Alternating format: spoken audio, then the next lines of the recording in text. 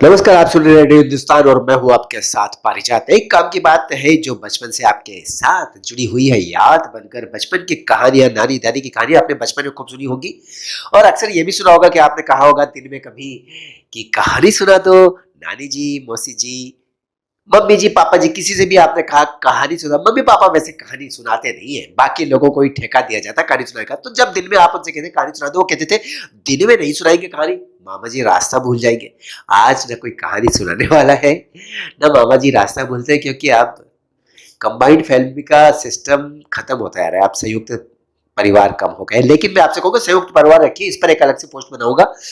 ये बताऊंगा कि संयुक्त परिवार से फायदा कितना है। अभी ये बता रहा हूं कि वो कहानी है ना, आज भी आपको लुभाती है। आप अक्सर कई चीजें आप देखते हैं तो कभी कहानी अगर नजर आई थी आप जरूर पढ़ लेते। बचपन में आप मैगजीन्स में कहानियां पढ़ते रहे, बड़े हो गए, अब तो पढ़ने का जमाना गया। अखबारों में कहानियां छपती नहीं है, संडे वगैरह को कहीं कहीं आ जाती। वैसे आप तलाश में रहते कि सोशल मीडिया में कहीं कोई कहानी मिल जाए तो आप पढ़ लें, और आप उसको अप्रिशिएट भी करते हैं, मजा भी आता है। छोटी कहानी होती है तो ज्यादा अच्छा लगता है। लेकिन कई बार आप ये भी सोचते हैं ये जो कहानी लिखने वाले लोग हैं ये क्या कमाल करते हैं, कैसे लिख लेते हैं कहानी। तो हो सकता है कई बार आपके दिल में है कि मैं भी लिखूं। हर कोई लिख सकता है, हर कोई लेखक बन सकता है, और सबसे आसान जानते हैं आप क्या होता है? कहानी लिखना। कहानी लिखना हर कोई कर सकता है। कैसे? हर कोई लेखक बन सकता है। जी हाँ, सबसे आसान काम है कहानी लिखने में। तो बाकी चीजों की भी बात करता हूँ, कविता हो, लेख हो, उपन्यास हो, कहानी हो, या कोई भी स्क्रिप्ट हो, हर कोई कर सकता है। कैसे? जी हाँ, जैसे आप बोलते हैं वैसे लिखिए। आप अपने किसी दोस्त को कोई बात बताते हैं, कोई घटना आप घर पे आके सुनाते हैं जो दिन में घटी है, या अपने दोस्त को फोन करके किसी और घटना का जिक्र करते हैं, किसी और दिन की कोई बात याद करते हैं, याद दिलाते हैं, या वो आपको सुनाता है, जो जिस भाषा में, जिस अंदाज में, वैसे लिख डालिए ना, वही तो है लेखन। याद रखिए, वो ओरिजिनल लेखन है, वो कृत्रिम लेखन नहीं है। जब आजकल हम लोग जो सो कॉल्ड राइटर्स हैं, वो जब हम लिखते हैं तो भाषा का, अलंकार का, व्याकरण का, और पता नहीं किन किन चीजों का ध्यान रखते हुए लिखते हैं। जी नहीं, ओरिजिनलिटी वही है जो समंदर की तरह बहे, बहती चली, नदी की तरह। मैं चाहता हूं नदी ज्यादा बेहतर है, क्योंकि समंदर बहुत अनुशासित होता है। लेकिन नदी जब बहती है तो बहती चली जाती है, वो ये नहीं देखती कि किस दिशा में जा रही है। जो रास्ता उसे मिल जाता है सीधे निकल जाता है। आप भी दिमाग में जो रास्ता आए, जो ख्याल आए, लिखते चले जाइए, सीधे बढ़ जाइए। Natural is beautiful. जो हर आदमी एक राइटर है, मैं तो कहता हूँ हर आदमी के पास एक एक्सप्रेशन है।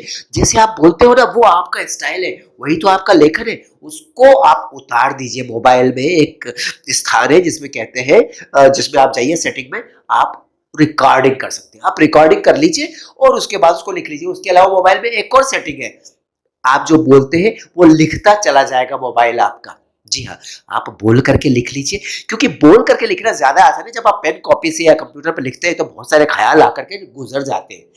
आप उतनी तेजी से उंगलियां नहीं चला पाते, तो बहुत सारे ख्याल मिस भी हो जाते हैं। लेकिन जब आप बोल रहे होते हैं, जैसे मैं बोल रहा हूँ, तो बहुत सारी चीजें जो आ रही है वो सामने जा रही है, यानी कि कुछ मिस नहीं होगा।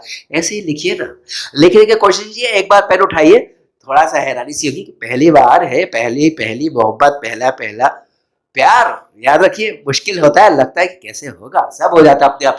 कदम तो रखिए मोहब्बत की दुनिया में, मोहब्बत कर लीजिए आप लिखने से।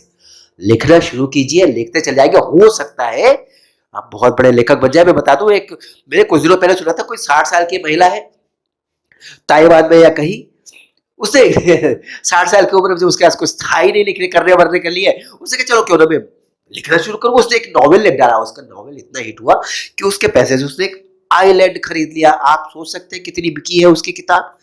क्या ऐसा स्पेशल था जो आपके पास नहीं है? भाषा भी वही, भाव भी वही, प्रेजेंटेशन भी वही, यानी कि सबका अलग अलग यूनिक आपके पास भी है। इस्तेमाल तो कीजिए। किसी ने आपको बताया नहीं है कि आप हनुमान जी हो, आपके पास बड़ी शक्तियां हैं, आप उन शक्तियों का इस्तेमाल करो, आप कमाल कर दोगे। इस्तेमाल से होगा कमाल। कोशिश तो कीजिए दोस्त।